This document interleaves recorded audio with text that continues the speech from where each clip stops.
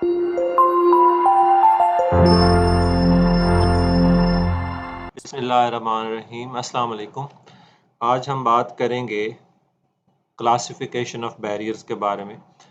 हम इससे पहले डिस्कस कर चुके हैं कि बैरियर क्या होता है और कम्युनिकेशन बैरियर क्या होता है। तो अगर हम रिवाइज करें तो हमने कहा कि बैरियर जो है, barrier is something such as a fence और a wall that is put in place to prevent people from moving easily. यानी कोई ऐसी चीज़ जो आपको आज़ादाना तौर पे हरकत करने से रोकती है, उसे हम बैरियर कहते हैं। ठीक है, जो रुकावट है, हिंड्रेंस है, उसे हमने बैरियर का नाम दिया।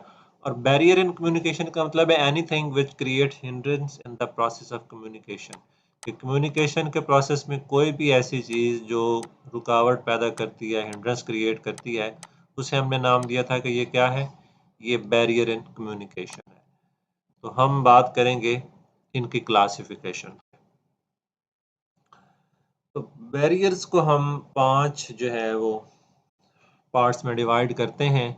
हम यहाँ से स्टार्ट करते हैं। Number 1 semantic barrier, number 2 intrapersonal barrier, number 3 interpersonal barrier, number 4 organizational barrier और नंबर 5 कल्चरल बैरियर। ये 5 तरह के बैरियर हो सकते हैं जो कि कम्युनिकेशन के अंदर पाए जाते हैं। इनको वन बाय वन डिस्कस करते हैं। Number 1 semantic barrier. सिमेंटिक्स जो है, सिमेंटिक्स अगर हो वर्ड, इसके साथ एस लगाओ, तो ये एक ब्रांच ऑफ लिंग्विस्टिक्स होती है जो मीनिंग के साथ एसोसिएट होती है। स्टडी ऑफ मीनिंग को सिमेंटिक्स कहते हैं। ठीक है, तो इसके नाम से हमें पता चल रहा है कि ये बैरियर जो है ये मीनिंग के साथ एसोसिएट करता है, मीनिंग के साथ रिलेट होता है। और इसमें ज़्यादातर चीज़ें जो हैं वो मीनिंग्स के ही साथ अपने मीनिंग्स जो हैं वो प्रॉपर कन्वे नहीं कर पाती या कोई इस तरह से होता है। ठीक है, जैसे हमने कहा कि मिसअंडरस्टैंडिंग जो है ये एक सिमेंटिक बैरियर है। सिमेंटिक बैरियर्स में मिसअंडरस्टैंडिंग जो है ये एक सिमेंटिक बैरियर इस तरह से है कि आप कुछ और कहना चाह रहे हैं और आपके मीनिंग्स जो हैं वो आगे किसी और तरह से लिए गए हैं, तो ये एक सिमेंटिक बैरियर है। ठीक है, इस तरह से रॉन्ग इंटरप्रिटेशन जो है ये सिमेंटिक बैरियर की एग्जांपल है। ठीक है, आपने किसी चीज़ की बात की और वो कुछ और समझी गई, ये भी एक सिमेंटिक बैरियर है। इस तरह से अल्फाज के मल्टीपल मीनिंग्स होते हैं, एक लफ्ज़ के कई कई मानी होते हैं, तो समटाइम्स आप कुछ और कह रहे होते हैं और मीनिंग्स आगे कुछ और लिए जाते हैं, तो ये भी एक सिमेंटिक बैरियर है। हमने कहा कि जो पहला बैरियर की टाइप है वो कौन सी है, semantic barrier. Then comes the intrapersonal barriers. Intrapersonal, between the people, लोगों के दरमियान। ठीक है, कि एक इधर बंदा मौजूद है, एक इधर बंदा मौजूद है, तो इनके दरमियान में जो बैरियर्स पाए जाएंगे उन्हें हम क्या नाम देते हैं, intrapersonal barriers. They occur between people due to personal differences. ये क्यों होते हैं, हर बंदा जो है, ये देखना मैंने यहाँ मेंशन किया, एवरी इंडिविजुअल इज डिफरेंट, हर बंदा दूसरे से मुख्तलिफ है। तो ये हर बंदे का जो अपना अपना पर्सनल एक्सपीरियंस है, उसकी डिफरेंट एजुकेशन है, उसकी डिफरेंट परसेप्शन है, उसका डिफरेंट बैकग्राउंड है। ठीक है, डिफरेंट फैमिली मैटर्स हैं। इन चीज़ों की वजह से हर बंदे का इंडिविजुअलिटी उसके अंदर मौजूद होती है, और उन इंडिविजुअलिटीज़ की वजह से जो लोगों के दरमियान में फ़र्क होता है वो कहलाता है इंट्रापर्सनल बैरियर। ठीक है, आपकी क्लास में 50 लोग हैं, एक ही टीचर पढ़ा रहा है। ठीक है, हर बंदे को मुख्तलिफ अंदाज में उसकी अंडरस्टैंडिंग हो रही है। क्यों? क्योंकि हर बंदे का अपना एक बैकग्राउंड है, उसकी अपनी अंडरस्टैंडिंग है, उसके अपने फैमिली मैटर्स हैं। तो ये इंट्रा पर्सनल बैरियर्स होते हैं जो लोगों के बीच में होते हैं। Then comes interpersonal barriers. Inter का मतलब होता है विद इन। ठीक है, ये इंट्रा से मुख्तलिफ है। इंट्रा जो था उसका मतलब था कि बहुत से लोगों के दरमियान। इंटर का मतलब है एक ही बंदे के अंदर, with in self.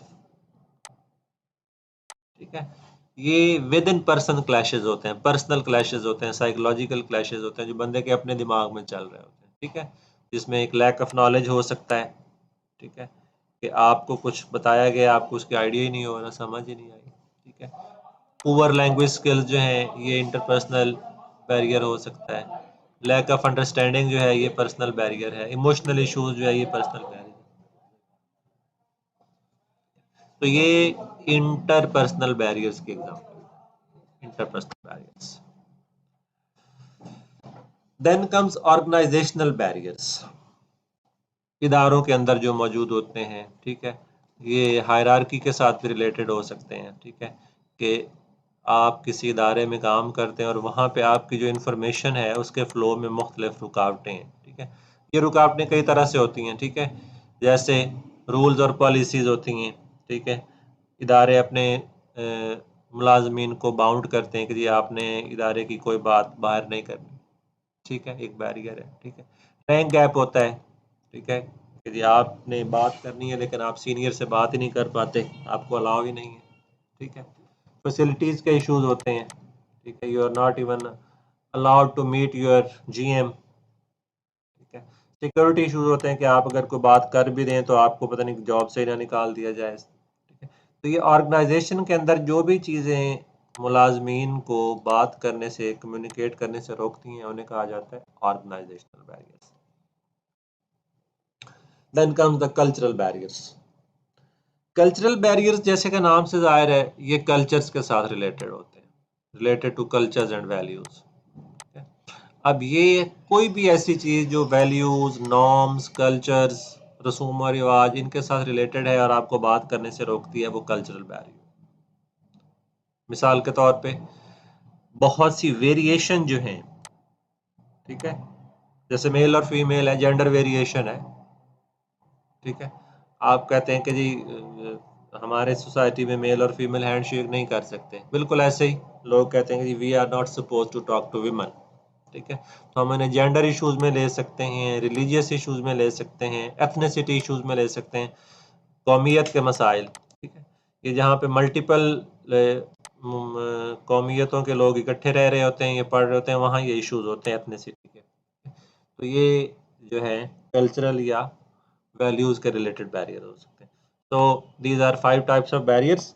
I hope कि आपको समझ आ गई होगी। If you have any question you may ask. Good luck. अल्लाह हाफिज।